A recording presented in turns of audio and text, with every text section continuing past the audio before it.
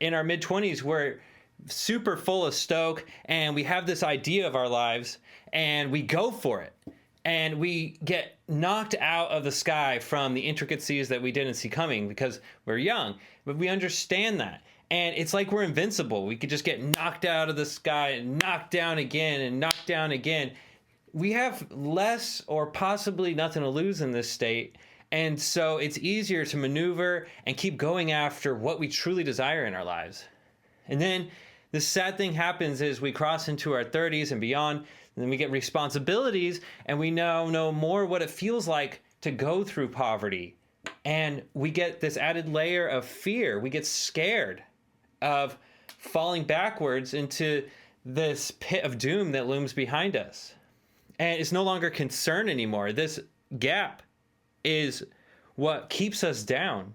And it's not like we fall back. That's what it's for. It's a safety layer. It keeps us down in an area of life where we know that we can continue at this low level.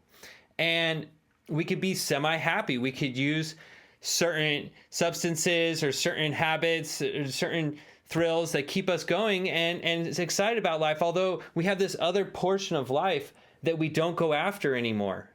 And this is the group of people that I believe really, we truly need all of you to grab it by the bootstraps again and take on and achieve what you're truly meant to achieve.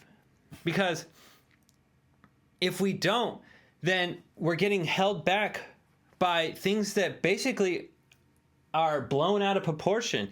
And one of the scariest things is, like, if you start watching social media, right? Social media, one thing that I've learned through doing this social media stuff is there's hooks. You have to have hooks in social media or you have nothing. And to do a hook good, you have to wow, make people go, oh my gosh, what is that?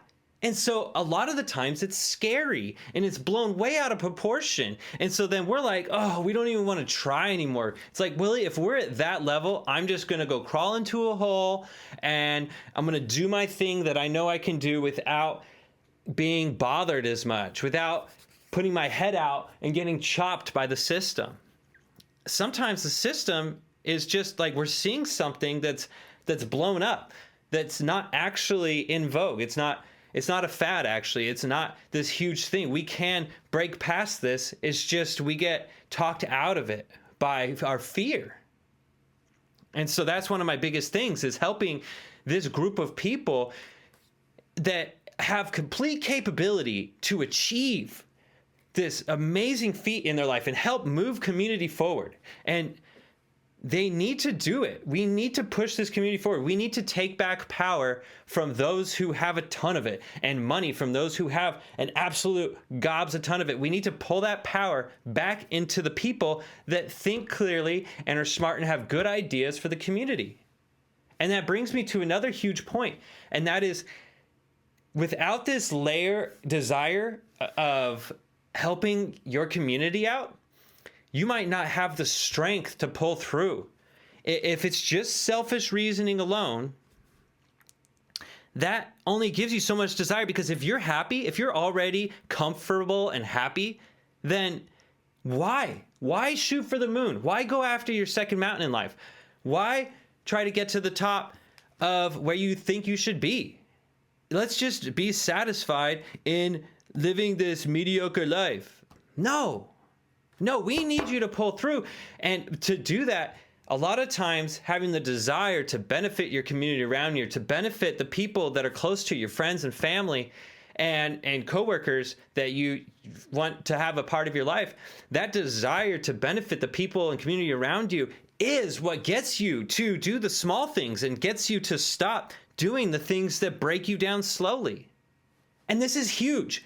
And as we do what we can and keep ourselves motivated, because we want to see all these great things in our world, and we know that the action makes us feel confident in our skin, at least we know that we're putting action out there that is our idea of what should be happening, then we are less scared of what's going on around us, because what's going on around us, we can't stop. We can't truly control it. And what we can do is the little things that we do, the little things that do slowly change the world, the little things that we do that does inspire the young ones, the 15-year-olds coming up to the 20 and beyond, the things that we do to help bring money so that we can help us and the people that we love and care about, the things that we do to help spread knowledge with the people that are around us. This is so exponentially huge that we achieve what we believe we're capable of achieving. And it boils down to the small stuff, because like when we're all stoked, we look at the big picture. We're like, yeah, I'm going to do this. I'm going to get to this place, and I'm going to be able to tell my family about it when I'm older, and I'm going to be able to be stoked about it. And then what happens? We get poof, hit out of the sky, just like always, right? Just like we were scared of.